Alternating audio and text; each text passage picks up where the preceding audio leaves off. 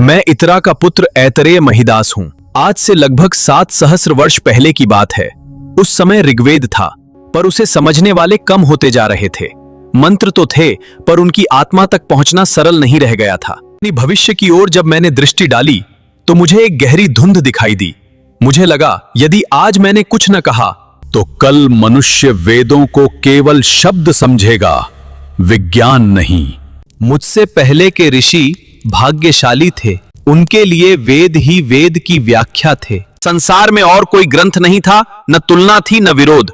वे मंत्र सुनते थे और सृष्टि की प्रक्रिया उनके भीतर प्रकट हो जाती थी। पर समय बदल रहा था, इसलिए मैंने ब्राह्मण ग्रंथ लिखा, ताकि जो प्रत्यक्ष नहीं देख पा रहे वे समझ सकें। मैंने उसमें सृष्टि की कथा लिखी। मैंने लिखा कि वेद मंत्रों से सृष्टि कैसे बनी।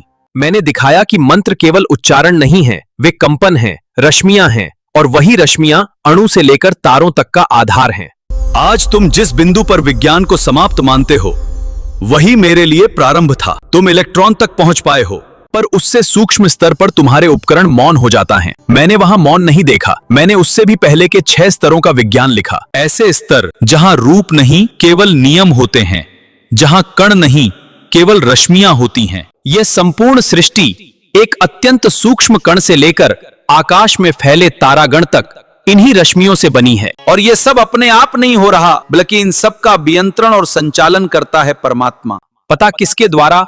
ओम रश्मि, जो ईश्वर का मुख्य नाम है। तुम आज 4 फंडामेंटल फोर्सेस को जानते हो और उन्हें पूर्ण समझ बैठते हो। मैंने अपने ग्रंथ में 9 प्रकार के फंडामेंटल फोर्स बताए हैं। तुम जिसे आज डार्क मैटर कहकर आश्चर्य से देखते हो, मैंने उसे असुर पदार्थ कहकर उसका संपूर्ण विज्ञान बहुत पहले लिख दिया था। वो अज्ञात इसलिए नहीं है कि वो अस्तित्व में नहीं, बल्कि इसलिए कि उसे देखने की दृष्टि अभी विकसित नहीं हुई। आकाश क्या है? काल कैसे प्रवाहित होता है? ऊर्जा क्या है? आवेश का गुण कणों में कैसे आता है? और क्यों कोई पदार्थ द्रव्यमान रखता है? ये सब मैंने संकेतों में नहीं, विस्तार से प्रक्रिया सहित लिखा, एक एक चरण, एक एक क्रम। और यदि तुम पूछो कि इसका उपयोग क्या हुआ, तो सुनो। इसी विज्ञान के कारण महाभारत काल में इतनी उच्च तकनीक संभव थी। अस्त्र थे पर अंधाधुंध नहीं, शक्ति थी पर विनाशकारी नहीं।